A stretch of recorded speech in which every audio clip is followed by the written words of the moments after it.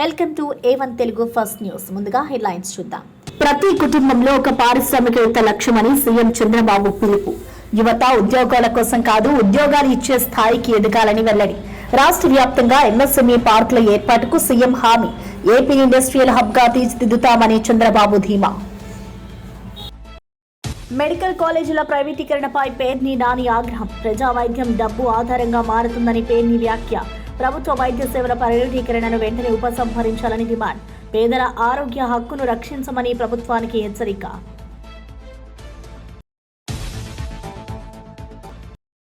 ఢిల్లీ పేలుళ్లకు బీజేపీని లాగడం దేశద్రోహమని MP Raghunandan fire. జాతీయ భద్రతపై రాజకీయాలు సిగ్గుచేటు అని ఎంపీ ఆగ్రహం. నిందితులపై కఠిన చర్యలకు కేంద్రానికి మద్దతు. ప్రజలు తప్పుడు ప్రచారాలకు లొంగొద్దు అని రఘునందన్ హెచ్చరిక. గంజాయి నిర్మూలించాం, ఇప్పుడు డ్రగ్స్ పై యుద్ధం చేస్తున్నామన్న మంత్రి అనిత. పాయికరావుపేటలో డ్రగ్స్ వ్యతిరేక సైకిల్ ర్యాలీ. యువత డ్రగ్స్ కు దూరంగా ఉండాలని అనిత పిలుపు. విద్యా సంస్థల్లో అవగాహన కార్యక్రమాలు బలోపేతం చేస్తామని హామీ. జాగృతితో పెట్టుకున్న వారికి ఇబ్బందులు తప్పవు అని కవిత హెచ్చరిక. నల్గొండలో మాతా శిశు కేంద్రాన్ని సందర్శించిన ఎమ్మెల్సీ. ఆసుపత్రిలో వసతుల కొరతతో సిబ్బంది ఇబ్బంది పడుతున్నారని వ్యాఖ్య. ప్రతిపక్షం జాగృతి పేరుతో అబద్ధ ప్రచారం చేస్తుందని కవిత ఫైర్. ప్రతి కుటుంబంలో ఒక పారిశ్రామికవేత్తగా ఎదగాలనే దిశగా ప్రభుత్వం చర్యలు తీసుకుంటుందని సీఎం నారా చంద్రబాబు నాయుడు తెలిపారు. ఉద్యోగం కోసం ఎదురు చూడకుండా ఉద్యోగాలు ఇచ్చే స్థాయికి యువత ఎదగాలి అని పిలుపునిచ్చారు. రాష్ట్రంలోని ప్రతి నియోజకవర్గంలో ఎంఎస్ఎంఈ పార్కులు ఏర్పాటు చేస్తామని తెలిపారు. పారిశ్రామికవేత్తలకు అవసరమైన సదుపాయాలు, ఆర్థిక సహకారం అందించేందుకు ప్రభుత్వం కట్టుబడి ఉందని పేర్కొన్నారు. యువతలో నైపుణ్యాభివృద్ధి, పరిశ్రమల విస్తరణ ద్వారానే రాష్ట్ర ఆర్థిక బలపడుతుందని అన్నారు. ఆంధ్రప్రదేశ్ను పరిశ్రమల కేంద్రంగా తీర్చిదిద్దుతామని సీఎం స్పష్టం చేశారు. శక్తి వస్తుందని ఆ రోజు నేను చెప్పాను. ఐటీకి ప్రాధాన్యత ఇమ్మన్నాను. నన్ను నమ్మి చదివించిన వాళ్ళు ఇక్కడ మన ప్రాంతంలోనే కాకుండా హైదరాబాద్, బెంగళూరు, చెన్నై, దేశం మొత్తం ఉద్యోగాలు వచ్చాయి. విదేశాల్లో ఉద్యోగాలు వచ్చాయి. వీరందరినీ చూస్తే నేను గర్వపడుతున్నా. అందరికంటే ఎక్కువ తలసరి ఆదాయం సంపాదించే వ్యక్తులు తెలుగు జాతి అని చెప్పడానికి నేను గర్వపడుతున్నా. ఈరోజు మళ్ళీ నెక్స్ట్ లెవెల్కి మిమ్మల్ని తీసుకుపోవడానికి నేను ఒక కార్యక్రమానికి శ్రీకారం చుట్టాను. 1 ఫ్యామిలీ 1 ఎంటర్‌ప్రెన్యూర్. ఒక కుటుంబంలో ఒక పారిశ్రామికవేత్త తయారు కావాలి. ఉద్యోగాలు ఇచ్చే పరిస్థితి మీకు రావాలి. అందుకే ఆ కార్యక్రమానికి నిన్నే శ్రీకారం చుట్టాను. ప్రతి ఒక్క నియోజకవర్గంలో ఎంఎస్ఎంఈ పార్కులు పెడతాం. ఆడబిడ్డలున్నారు. నేనే డాక్రా సంఘాలు పెట్టాను. ఈరోజు బ్రహ్మాండంగా రాణించే పరిస్థితికి వచ్చారు. తొందరలో మీలో చాలామందిని పారిశ్రామికవేత్తలుగా తయారు చేసే బాధ్యత నాది. కృష్ణా జిల్లా మచిలీపట్నంలో మాజీ మంత్రి పేర్ని నాని నేతృత్వంలో భారీ నిరసన ర్యాలీ జరిగింది. రాష్ట్ర ప్రభుత్వం మెడికల్ కాలేజీలను ప్రైవేటు రంగానికి అప్పగించడం తీవ్ర అన్యాయమని ఆయన విమర్శించారు. పేదలకు అందుబాటులో ఉన్న వైద్య సేవలను డబ్బు ఆధారితంగా మార్చే కుట్ర ఇది అని పేర్ని నాని మండిపడ్డారు. ప్రజా వైద్య వ్యవస్థను కూలగొట్టే విధానాన్ని వెంటనే ఉపసంహరించుకోవాలని డిమాండ్ చేశారు. ప్రైవేటీకరణతో వైద్య విద్య, చికిత్స ఖర్చులు పెరిగి సాధారణ ప్రజలకు భారమవుతాయని హెచ్చరించారు. ప్రజా ఆరోగ్యంపై ప్రభావం చూపే ఈ నిర్ణయాన్ని ప్రభుత్వం పునరాలోచించాలని కోరారు.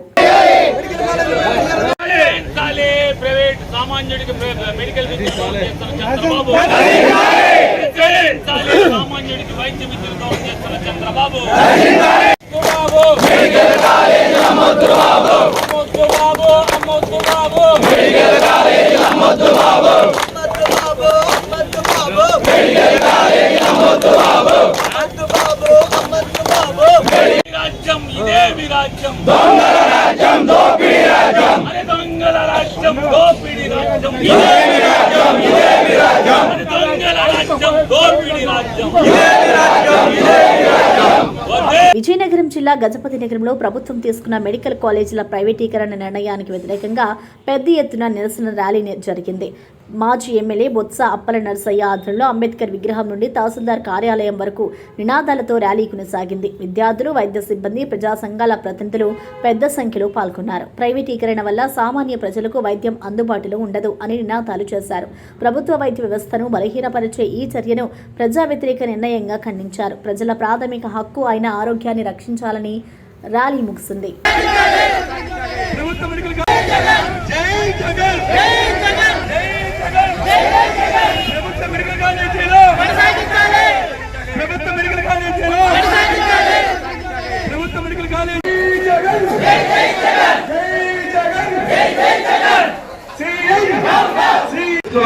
అయినప్పుడు కూడా మనకి భవిష్యత్తులో మనం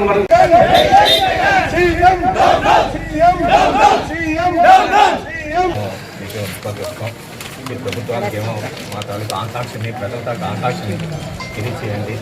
ఈరోజు ఎందుకంటే ఇది పేదవాళ్ళకి సంబంధించిన కాలేజీలు, పేదవాళ్ళ తాలూకు పిల్లలు కానివ్వండి, పేదవాళ్ళ తాలూకు వైద్యం కానివ్వండి, ఈరోజు చాలా ముఖ్యం. కాబట్టి ఏదైనా ప్రభుత్వ అధికారులు వస్తే పేదవాళ్ళని ఆలోచన చేయాలి. కాబట్టి మరి ఈ కాలేజీలన్నీ కూడా పేదవాళ్ళకు సంబంధించినవి కాబట్టి తప్పనిసరిగా ఈ 17 కాలేజీని ప్రభుత్వం కొనసాగించాలని వైఎస్ఆర్ కాంగ్రెస్ పార్టీ డిమాండ్ చేస్తుంది. దీని పక్షంలో ఏ విధమైన ప్రభుత్వం ఏదైతే ప్రజల నుంచి వచ్చిన నిరంతరం ఏవైతే ఉన్నాయో 4 సంతకాల ద్వారా రాష్ట్రపతి కూడా ఇవ్వడానికి కూడా మేము ఆలోచన చేస్తాము. తప్పనిసరిగా మేము ఇచ్చిన రిమోట్ ప్రభుత్వం నాయకులు జగన్మోహన్ రెడ్డి పిలుపు మేరకు పెద్ద ఎత్తున ఏదైతే ఈ కుటుంబ ప్రభుత్వం ఒక అనాలోచిత నిర్ణయం ప్రభుత్వ మెడికల్ ప్రైవేటీకరణ చేయాలని ఆలోచన ఏదైతే చేసిందో దానికి నిరసనగా వేలాది మందితో ఈరోజు ఈ కార్యక్రమం శ్రీకారం చుట్టాం. మరి ఏదైతే అంబేద్కర్ గారి నుంచి ఎంఆర్ఓ గారికి ఆఫీస్కి వచ్చి ఎంఆర్ఓ గారికి మా ప్రజల తాలూకా ఆకాంక్షని ఏదైతే పేదవాడి తాలూకా స్థితిగతులు ఈరోజు పేదవాడి తాలూకా పిల్లల తాలూకా మరి వాళ్ళ పిల్లల ఆశలే అడియాసలు చేస్తూ వాళ్ళ ఆరోగ్యాన్ని పట్టించుకోకుండా ఈ కుటుంబం ఏదైతే ఉందో మరి దీనికి నిరసనగా మరి ఎంఆర్ఓకి మరి వినతిపత్రం ఇవ్వడం జరిగింది. మా తాలూకా ఆకాంక్షని మరి ప్రభుత్వాన్ని తెలియజేసి ఈ నిర్ణయాన్ని వెనక్కి తీసుకోవాలని చెప్పి వైఎస్ఆర్ కాంగ్రెస్ పార్టీ మరి డిమాండ్ చేస్తుంది. ఈ సందర్భంగా ఈ అన్నిటి మీద కూడా మరి ప్రభుత్వం చేస్తున్న ఈ దుర్మార్గం చర్యకు విధంగా ఈరోజు వైఎస్ఆర్ కాంగ్రెస్ మరి పోరాటం చేయడానికి సిద్ధంగా ఉంది. రాబోయే రోజుల్లో నువ్వు చేస్తున్న ఈ దుర్మార్గం చర్యకి మరి తప్పకుండా భారీ మూల్యం భవిష్యత్తులో చెల్లించుకోవడానికి ఈ సందర్భం తెలియజేసుకున్నాను. గుంటూరు నగరంలో వైఎస్ఆర్సీపీ నేతలు మెడికల్ కాలేజీల ప్రైవేటీకరణను వ్యతిరేకిస్తూ బహిరంగ నిరసన తెలిపారు. మాజీ మంత్రి అంబటి రాంబాబు ఆధ్వర్యంలో కంకరగుంట గేటు వద్ద ర్యాలీ నిర్వహించగా పోలీసులు అడ్డుకోవడంతో ఉద్రిక్తత చోటు చేసుకుంది. పోలీసుల తీరుపై అంబటి రాంబాబు తీవ్ర ఆగ్రహం వ్యక్తం చేశారు. ప్రభుత్వ వైద్య వ్యవస్థను ప్రైవేటు వ్యక్తుల చేతుల్లోకి ఇవ్వడం పేదల ఆరోగ్య హక్కుపై దాడి అని మండిపడ్డారు. సాధారణ ప్రజలు డబ్బు లేక వైద్యం పొందలేని పరిస్థితి వస్తుంది అని హెచ్చరించారు. ప్రజా ప్రయోజనాలను విస్మరించే ఈ నిర్ణయాన్ని తక్షణమే ఉపసంహరించాలని డిమాండ్ చేశారు.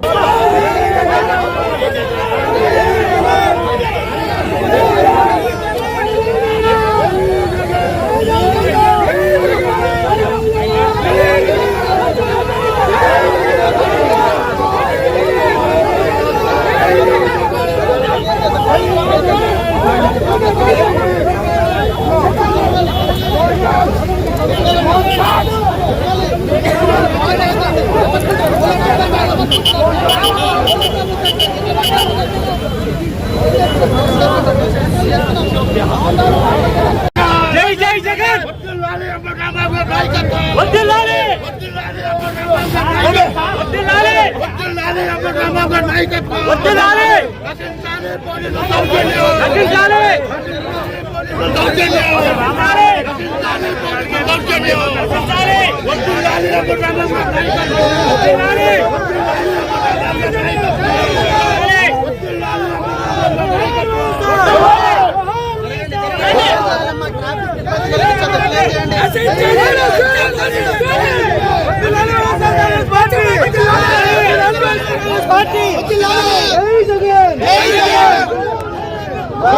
అనంతపురం జిల్లా తాడిపత్రిలో మెడికల్ కాలేజీల పీపీపీ విధానానికి వ్యతిరేకంగా ఉద్రిక్త పరిస్థితులు నెలకొన్నాయి. మాజీ ఎమ్మెల్యే కేతిరెడ్డి పెద్దారెడ్డి ఆధ్వర్యంలో యాడికిలో నిరసన ర్యాలీకి బయలుదేరగా పోలీసులు ఆయనను స్వగృహం వద్ద అడ్డుకున్నారు. దీనిపై పెద్దారెడ్డి ఆగ్రహం వ్యక్తం చేస్తూ ప్రజల హక్కులను అణగదొక్కే విధంగా ప్రభుత్వం వ్యవహరిస్తుందని తీవ్రంగా విమర్శించారు. ప్రజా వైద్య వ్యవస్థను ప్రైవేటీకరించడమే పేదలకు వైద్యం దూరం చేయడమని మండిపడ్డారు. ప్రజల ప్రాణాలపై ప్రయోగాలు చేసే ఈ ప్రభుత్వానికి మేము తలవంచామని హెచ్చరించారు. తాడిపత్రిలో కొంతసేపు పరిస్థితి ఉధృతంగా మారింది. అనే దానిపైన ఆ ప్రోగ్రాంకు నాకు తాడిపత్రిలో పర్మిషన్ ఇవ్వండి అని అడగడం జరిగింది. అందులో భాగంగా రాత్రి 10:30కు మీరు ఎనీ మండల్ ఎక్కడన్నా కానీ ప్రోగ్రాం చేసుకోవచ్చని స్టేషన్ ఆఫీసర్ అయినటువంటి సిఐ గారు నాకు మేలు పెట్టడం జరిగింది. ఎట్లా ఇప్పటికిప్పుడు చెప్పి మీరు మేలు పెడితే నేను ఏ విధంగా నేను మా కార్యకర్తలకు కానీ వైఎస్ఆర్సీపీ నాయకులకు కానీ తెలియజేసేదంటే మీరు మెసేజ్ గుండా తెలియజేసి మీరు ప్రోగ్రాం పెట్టుకోండి అని చెప్పడం కూడా జరిగింది. అక్కడ ఉండేటువంటి యాడికి సిఐ గారు మీకు పర్మిషన్ ఉంటే చెప్పండి, లేకపోతే లేదంటే తిరిగి నేను టౌన్ సిఐ గారికి ఫోన్ చేసి సార్ ఈ విధంగా యాడికి సిఐ గారు చెప్తారు ఎట్లా నేను అని చెప్తే ఆయన నేను ఏఎస్పీ గారితో ఫోన్ చేయిస్తా మీరు పోండి అని చెప్పినారు. మళ్ళీ ఆయనే నాకు ఫోన్ చేసి ఏఎస్పీ గారు ఫోన్ చేసి యాడికి సిఐ గారికి చెప్పడం జరిగింది మీరు పోండి 9 గంటలకు ఇక్కడ నుండి అని. నేను పైన నుండి కిందికి దిగొచ్చేలకు పోలీస్ అధికారులు నన్ను అడ్డుకోవడం జరుగుతుంది. మీ ఫ్యామిలీ మెంబర్లు తప్ప ఎవరన్నా పోయే ప్రోగ్రాం చేయండి అని. అంటే ఈ రాష్ట్రంలో తాడిపత్రి కాన్స్టిట్యున్సీలో నేను ఎక్స్ఎమ్మెల్యేని కాదా? నేను ఎక్స్ఎమ్మెల్యేని కాబట్టి నేను ఇక్కడ ప్రోగ్రాం చేసే హక్కు నాకుంది. మా నాయకుడు జగన్మోహన్ రెడ్డి గారి ఆదేశాల మేరకు ఈ ప్రోగ్రాం ఖచ్చితంగా నన్ను కంటెస్ట్ చేయమనే వాళ్ళు చెప్పడం జరుగుతుంది. నేను కూడా చేయడానికి కూడా సంసిద్ధంగా ఉన్నాము. అందరికి కూడా మెసేజ్ పెట్టి యాడికి రమ్మని చెప్పడం కూడా జరిగింది పొద్దున్నే. తీరా నేను 9 గంటల కిందికి దిగొచ్చి పోదామనుకునే లోపలనే వచ్చి మీరు పోయే కాదు, నీకు ల్యాండ్ ఆర్డర్ ప్రాబ్లం ఉంది, నీకు ప్రాణహాని ఉంది, అందువల్ల నువ్వు పోయే కాదు అంట. ఎవరి వల్ల నాకు ప్రాబ్లం ఉందనేది చెప్తే అది చెప్పలేకున్నారు ఆఫీసర్. అంటే సర్టన్ ఆఫీసర్కు ఏదన్నా ల్యాండ్ ఆర్డర్ ప్రాబ్లం ఉన్నా ఇంకోటి ఉన్నా కూడా ఆ అధికారులు మాత్రము రక్షణ కల్పించాలా తప్ప అందరినీ ఇళ్లలో కూర్చోపెట్టే సంస్కృతి రాష్ట్రంలో ఎప్పుడూ లేదు. చంద్రబాబు నాయుడు ప్రభుత్వం వచ్చిన తర్వాత అధికారులు వాళ్ళ ఉనికి కోసమో లేకపోతే ఇక్కడ ఉన్నటువంటి ఎమ్మెల్యేనో లేకపోతే మున్సిపల్ చైర్మన్ మెప్పు కోసమో నన్ను ఇక్కడ కూర్చోపెట్టడం జరుగుతుంది. అయ్యా దయచేసి మీరు పంపియండి, లేకపోతే పేపర్ రూపకంగా ఇవ్వండి. నేను ఇంతవరకు దాదాపు 1.5 సంవత్సరం నుండి నేను మిమ్మల్ని ప్రతిసారి కూడా పేపర్ రూపకంగానే పర్మిషన్ అడుగుతాండా, మీరు రిజెక్ట్ చేస్తే అవి తీసుకుని ఉంటాండా అని కూడా చెప్పడం జరుగుతుంది. ఇప్పుడు కూడా నేను పేపర్ రూపకంగా వాళ్ళు ఇస్తే నేను దీన్ని ఉపసంహరించుకుంటా తప్ప ఎట్టి పరిస్థితుల్లో నేను పోయేదానికి నేను ప్రయత్నం చేస్తానే ఉంటా. వాళ్ళు ఏమన్నంటే అక్రమ కేసులు 2019లో నేను ఓడిపోయినప్పుడు చాలా మంది నన్ను హేళన చేశారు, కానీ నేను దాన్ని సవాలుగా తీసుకున్నాను అని మంత్రి నారా లోకేష్ అన్నారు. జీవితంలో ఎన్నో కష్టాలు ఎదుర్కొన్నా ప్రజల విశ్వాసమే తన విజయానికి కారణమని తెలిపారు. మొన్న జరిగిన ఎన్నికల్లో రాష్ట్ర చరిత్రనే అత్యధిక మెజారిటీతో గెలవడం ప్రజల ఆశీర్వాదం వల్లే సాధ్యమైంది అని అన్నారు. ప్రజల కోసం చేసిన సేవ ఎప్పుడూ వృధా కాదని లోకేష్ వ్యాఖ్యానించారు. యువతకు అవకాశాలు కల్పించడం, అభివృద్ధి పనుల్లో పారదర్శకత తెచ్చడం తన లక్ష్యమని చెప్పారు. ప్రజా ఆశీర్వాదం కొనసాగాలంటూ కృతజ్ఞతలు 85. I lost. A lot of people made fun of me, but I didn't care. I said my goal is set. I am going to go about achieving it. 5 years I worked hard. I didn't leave it. And 2024, I won it with one of the highest majority in Andhra Pradesh history. Life is not fair. But then keep at it. Only if you work hard, you can achieve the targets that you set yourself out to achieve. Medaram జాతరకు చేరుకున్న మంత్రులు పొంగులేటి శ్రీనివాసరెడ్డి, సీతక్క, వాకిటి శ్రీహరి, సమ్మక్క సారళమ్మలకు ప్రత్యేక పూజలు నిర్వహించారు. ఈ సందర్భంగా రాష్ట్ర అభివృద్ధి, ప్రజల సంక్షేమం కోసం దేవతల ఆశీర్వాదం కోరారు. అనంతరం మంత్రులు జాతర ప్రాంతంలో జరుగుతున్న అభివృద్ధి పనులను పరిశీలించి అధికారులతో సమావేశమయ్యారు. రోడ్లు, విద్యుత్, తాగునీరు, భద్రతా ఏర్పాట్లపై సమీక్ష జరిపి వేగంగా పూర్తి చేయాలని సూచించారు. మేడారం జాతర ప్రపంచానికి తెలంగాణ సాంస్కృతిక ప్రతీక అని పేర్కొన్నారు. ప్రభుత్వ స్థాయిలో అన్ని వసతులు కల్పిస్తున్నామని తెలిపారు.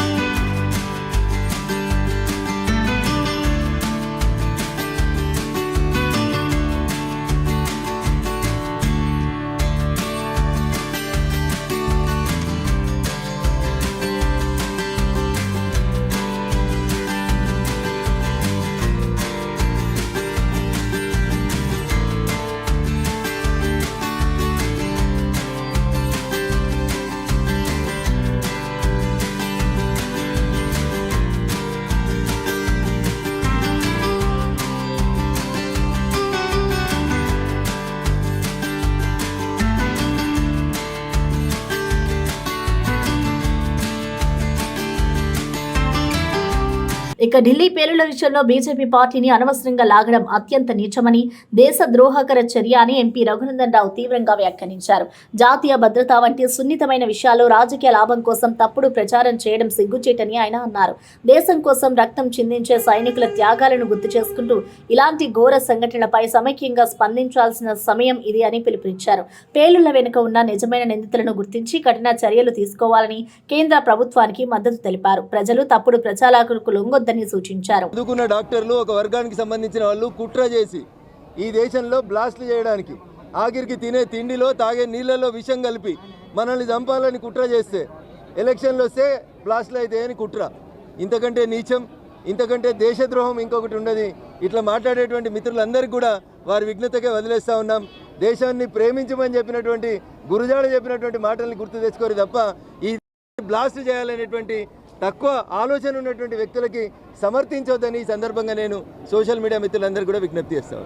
ఆంధ్రప్రదేశ్లో గంజాయిని నిర్మూలించామని, ఇప్పుడు డ్రగ్స్ పై యుద్ధం కొనసాగుతుందని రాష్ట్ర హోంమంత్రి వంగలపూటి అనిత తెలిపారు. అనకాపల్లి జిల్లా పాయకరావుపేటలో పోలీసులు నిర్వహించిన డ్రగ్స్ వ్యతిరేక సైకిల్ ర్యాలీలో పాల్గొన్న ఆమె దాదాపు 3 కిలోమీటర్ల సైకిల్ తొక్కారు. యువతను మాదక ద్రవ్యాల ఆకర్షణ నుంచి దూరంగా ఉంచి ఆరోగ్యవంతమైన సమాజాన్ని నిర్మించడం అందరి బాధ్యత అని పేర్కొన్నారు. ఈగల్ టీం కృషి వల్ల గంజాయి ఉత్పత్తి గణనీయంగా తగ్గిందని తెలిపారు. విద్యా సంస్థల్లో అవగాహన కార్యక్రమాలను మరింత బలోపేతం చేస్తామని హామీ ఇచ్చారు. వేదికగా ఫస్ట్ స్టార్టింగ్ ఇక్కడ నుంచి పాయకరావుపేట నుంచి ఇచ్చాపురం వరకు ఈ ర్యాలీ కొనసాగుతుంది. ఈ ర్యాలీలో కంటిన్యూగా 25 నుంచి 30 మంది పోలీస్ డిపార్ట్మెంట్ వాళ్ళు ప్రతి కాన్స్టిట్యుయెన్సీని కూడా టచ్ చేసుకుంటూ, ప్రతి కాన్స్టిట్యుయెన్సీలోని కూడా మోటివేషన్ చేసుకుంటూ ఈ రోజు గాంజాకి వ్యతిరేకంగా నినాదాలు చేస్తూ ముందుకెళ్లే కార్యక్రమం శ్రీకారం చుట్టాం. ఇది ఒక మంచి ఇంపాక్ట్ వస్తుందని మా నమ్మకం. దానిలో భాగంగానే ఈ రోజు పాయకరావుపేటలో ఇది కార్యక్రమం స్టార్ట్ చేశారు. దీనిలో భాగంగా మా డిఐసీ గారు, అదేవిధంగా మా తుహిన్ ఎస్పీ గారు ఇద్దరు కూడా రావటం, పోలీస్ డిపార్ట్మెంట్ వాళ్ళందరూ కూడా ఇక్కడికి వచ్చి కార్యక్రమాన్ని దిగ్విజయంగా ముందుకు తీసుకెళ్తున్నారు. ఈ రోజు ఎన్డీఏ కూటమి వచ్చిన తర్వాత నుంచి కూడా గాంజా రహిత రాష్ట్రం ఏర్పాటు చేయాలని దృఢ నిశ్చయంతో ఈ రోజు మేము అందరం కూడా పనిచేస్తున్నాం. ఈగల్ టీం ఈ రోజుకి కూడా 25 నుంచి ప్రజా సమస్యలను గుర్తించి పరిష్కరించడమే తెలంగాణ జాగృతి లక్ష్యమని జాగృతి అధ్యక్షురాలు కల్వకుంట్ల కవిత అన్నారు. నల్గొండ జిల్లా మాతా శిశు సంరక్షణ కేంద్రాన్ని సందర్శించిన ఆమె జాగృతితో పెట్టుకున్న వారికి ఇబ్బందులు తప్పవు అంటూ తీవ్ర హెచ్చరిక జారీ చేశారు. ఆసుపత్రుల్లో సిబ్బంది సేవ చేయడానికి సిద్ధంగా ఉన్నప్పటికీ వసతులు లేక ఇబ్బందులు పడుతున్నారని తెలిపారు. జిల్లాల్లో ప్రతిపక్షం లేకపోవడంతో అధికార పార్టీ నేతలు, అధికారులు ఇష్టారాజ్యంగా వ్యవహరిస్తున్నారని ఆగ్రహం వ్యక్తం చేశారు.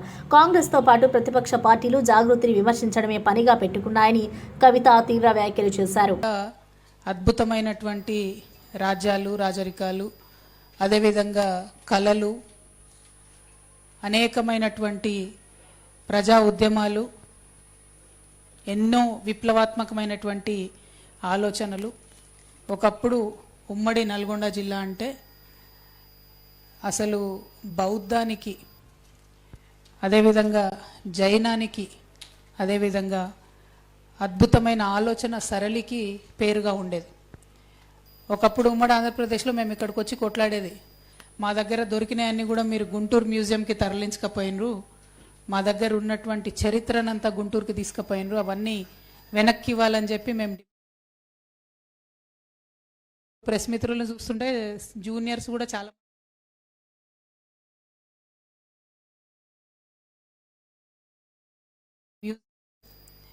అక్కడ ఉన్నటువంటి వాటిని కూడా అనేక స్తూపాలను గుంటూరుకి తీసుకుపోయినారు. అప్పుడు అమరావతి అక్కడ మేము ఎస్టాబ్లిష్ చేసుకోవాలి, అక్కడ మ్యూజియంలో పెట్టుకోవాలని చెప్పి. రాష్ట్రంలోని ప్రతి పేద కుటుంబానికి సొంత ఇల్లు కల్పించడమే కూటమి ప్రభుత్వ ప్రధాన లక్ష్యమని మంత్రి సత్యకుమార్ తెలిపారు. శ్రీ సత్యసాయి జిల్లా ధర్మవరం పట్టణంలో పేదల గృహ నిర్మాణాలకు భూమి పూజ నిర్వహించి పనులను ప్రారంభించారు. ఈ సందర్భంగా మాట్లాడుతూ మా ప్రభుత్వం ఇచ్చిన హామీ ప్రకారం పేదలకు గృహాలు అందించేందుకు వేగంగా చర్యలు తీసుకుంటున్నామని అన్నారు. ప్రతి అర్హుడికి ఇల్లు దక్కే వరకు కృషి చేస్తామని స్పష్టం చేశారు. మహిళల పేర్లతో ఇల్లు మంజూరు చేయడం ద్వారా కుటుంబ భద్రతను బలోపేతం చేస్తామని చెప్పారు. ధర్మవరం నుంచి ప్రారంభమైన ఈ గృహ నిర్మాణ యజ్ఞం రాష్ట్ర వ్యాప్తంగా కొనసాగుతుందని వెల్లడించారు. వాళ్ళని ఆలోచన చేయలేదు.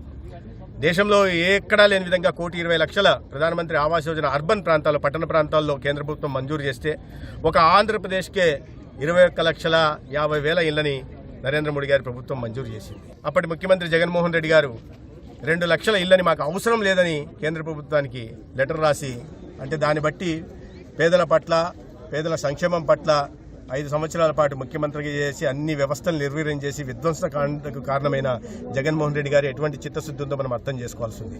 మళ్ళీ కూటమి ప్రభుత్వం వచ్చింది, మళ్ళీ పేదల జీవితాల్లో వెలుగులు నిండుతున్నాయి. వాళ్ళ ధర్మవరం పట్టణంలో కూడా ఎక్కడ కూడా గతంలో అస్మదీయులకి కావాల్సిన వాళ్ళకి లేదా నాయకులకి కట్టబెడుతుంటే వాళ్ళ నిజమైన లబ్ధిదారులకి ఇవాళ ఇళ్ల మంజూరు చేయడం కానీ ఇళ్ల నిర్మాణం కూడా త్వరితగతిన టైం లైన్స్ పెట్టుకుని పూర్తి చేయాల్సింది కూడా అధికారులకు ఆదేశించడం జరిగింది. పూర్తి చేస్తాం. రాబోయే రోజుల్లో ధర్మవరం నియోజకవర్గంలో అది గ్రామీణ ప్రాంతమైనా పట్టణ ప్రాంతమైనా ఇల్లు లేని పేద ఒక్కరు కూడా లేకుండా చూసే బాధ్యత కూటమి నాయకత్వానికి. సర్దార్ వల్లభాయ్ పటేల్ జయంతి సందర్భంగా విశాఖ బీచ్ రోడ్లో ఏక్తారా నిర్వహించబడింది. ఉక్కు మనిషి స్ఫూర్తితో దేశభక్తి, ఐక్యతను చాటే ఈ పరుగును విశాఖ ఎంపీ శ్రీభారత్ ప్రారంభించారు. ఐక్యతతోనే భారత్ బలపడుతుందని ఆయన అన్నారు. భారత యువజన సర్వీసుల శాఖ ఆధ్వర్యంలో నిర్వహించిన ఈ కార్యక్రమంలో విద్యార్థులు, యువత, క్రీడాకారులు ఉత్సాహంగా పాల్గొన్నారు. పటేల్ భారత ఏకీకరణకు చేసిన కృషి అమోఘమని ఎంపీ భరత్ తెలిపారు. యువతలో దేశభక్తిని పెంపొందించడం లక్ష్యంగా ఈ రన్ను ప్రతి సంవత్సరం నిర్వహిస్తామని పేర్కొన్నారు. ఎందుకంటే ఇక్కడ అన్ని రాష్ట్రాల నుంచి కూడా ప్రజలు వచ్చి సెటిల్ అయ్యారు. కలిసిమెలిసి చాలా ఆనందంగా ఇక్కడ ఉంటున్నాము.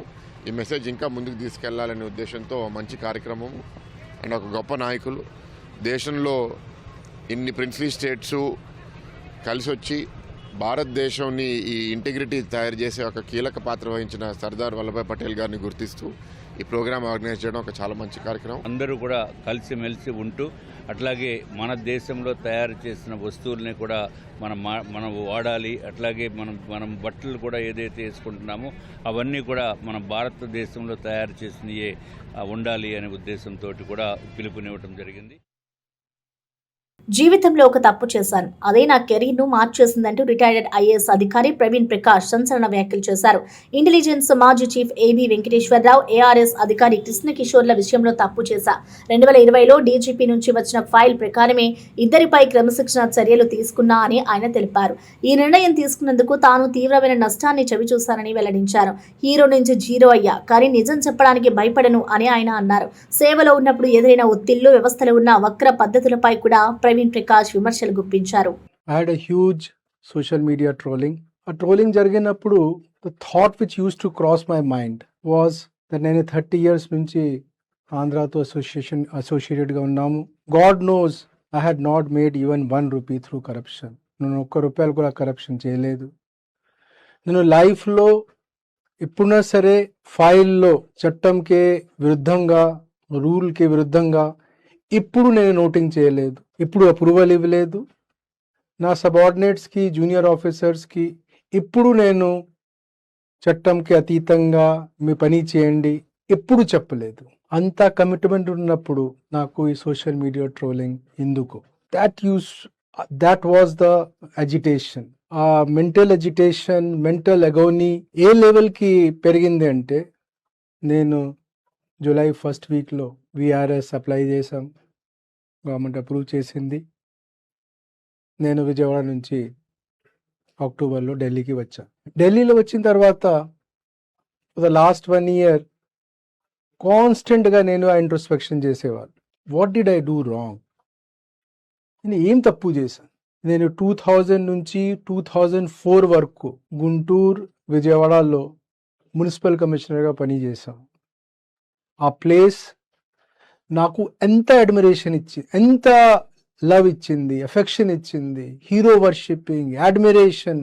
విజయవాడ గుంటూరు కాకుండా నేను ఎప్పుడైనా సరే హైదరాబాద్లో వెళ్ళినప్పుడు, లేదా ఢిల్లీలో ఉన్నప్పుడు, లేదా ఈవెన్ లండన్లో వెళ్ళినప్పుడు, న్యూయార్క్లో, వాషింగ్టన్లో, వన్స్ ఈవెన్ ఇన్ నియాగ్రాలో కూడా ఎప్పుడైనా సరే ఈ ప్లేసెస్లో నాకు గుంటూరు నుంచి విజయవాడ నుంచి ఎవరు, if somebody I use to meet, వాళ్ళు వచ్చి చాలా గర్వంగా హ్యాపీగా నాతో కలిసేవాళ్ళు.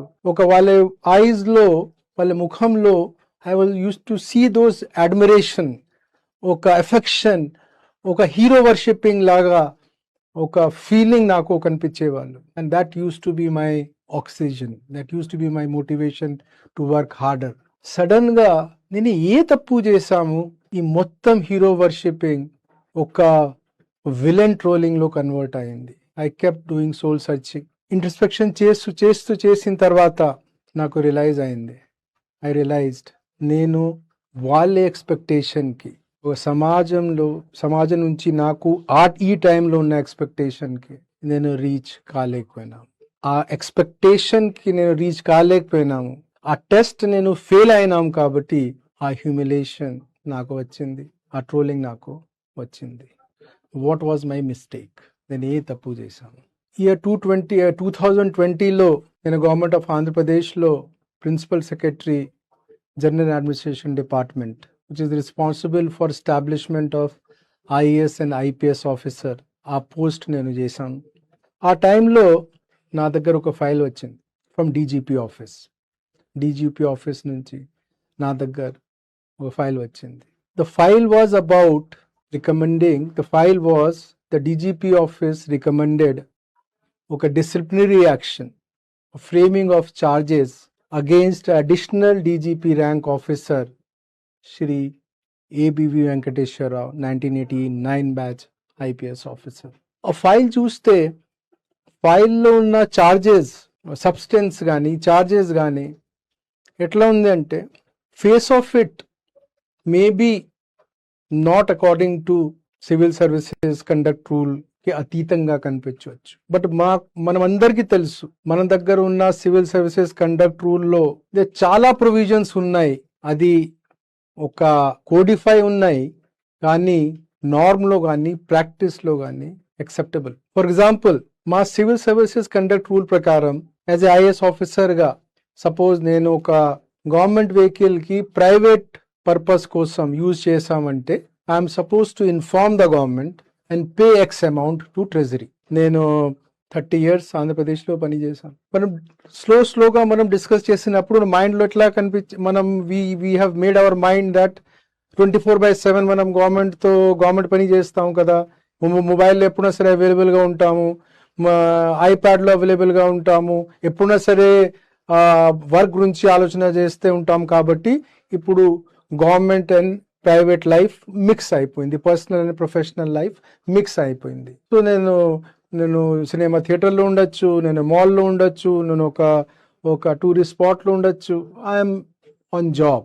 So I must have government వెహికల్లో నేను యాజ్ ఎ ఆఫీసర్గా I must have visited large number of my personal work కోసం, హాస్పిటల్ కానీ, థియేటర్ కానీ, స్టేడియంస్ కానీ, పిక్నిక్ స్పాట్స్ కానీ, ఫ్రెండ్స్ ప్లేస్ కానీ. ఒక నెలకి 300 కిలోమీటర్ కూడా అంచనా వేసుకుంటే ఒక సంవత్సరంలో 3000 కిలోమీటర్, 30 సంవత్సరంలో 1,00,000 కిలోమీటర్. సపోజ్ టుడే ఒక government frames a charge against me saying that మీరు మీ 30-year కెరియర్లో ఐఏఎస్లో 1,00,000 కిలోమీటర్ మీరు పర్సనల్ పర్పస్ కోసం గవర్నమెంట్ వెహికల్ యూజ్ చేశారు, కాబట్టి మీరు పెనాల్టీతో సహా 30 లక్షలు 40 లక్షల రూపాయలు మీ గవర్నమెంట్కి కట్టండి అంటే లీగలీ కరెక్ట్. నేను దీని అగేన్స్ట్గా ఏ కోర్టుకి వెళ్తే no court in India, no court in the world will give any relief. Because చట్టం ప్రకారం నేను తప్పు బులెటిన్ ముగించే ముందు హెడ్లైన్స్ మరోసారి చూద్దాం. ప్రతి కుటుంబంలో ఒక పారిశ్రామికవేత్త లక్ష్యమని సీఎం చంద్రబాబు పిలుపు. యువత ఉద్యోగాల కోసం కాదు, ఉద్యోగాలు ఇచ్చే స్థాయికి ఎదగాలని వెల్లడి. రాష్ట్ర వ్యాప్తంగా ఎంఎస్ఎంఈ పార్కుల ఏర్పాటుకు సీఎం హామీ. ఏపీ ఇండస్ట్రియల్ హబ్ గా తీర్చిదిద్దుతామని చంద్రబాబు ధీమా. మెడికల్ కాలేజీల ప్రైవేటీకరణపై పేర్ని నాని ఆగ్రహం. ప్రజా వైద్యం డబ్బు ఆధారంగా మారుతుందని పేర్ని వ్యాఖ్య. ప్రభుత్వ వైద్య సేవల ప్రైవేటీకరణను వెంటనే ఉపసంహరించాలని డిమాండ్. పేదల ఆరోగ్య హక్కును రక్షించమని ప్రభుత్వానికి హెచ్చరిక.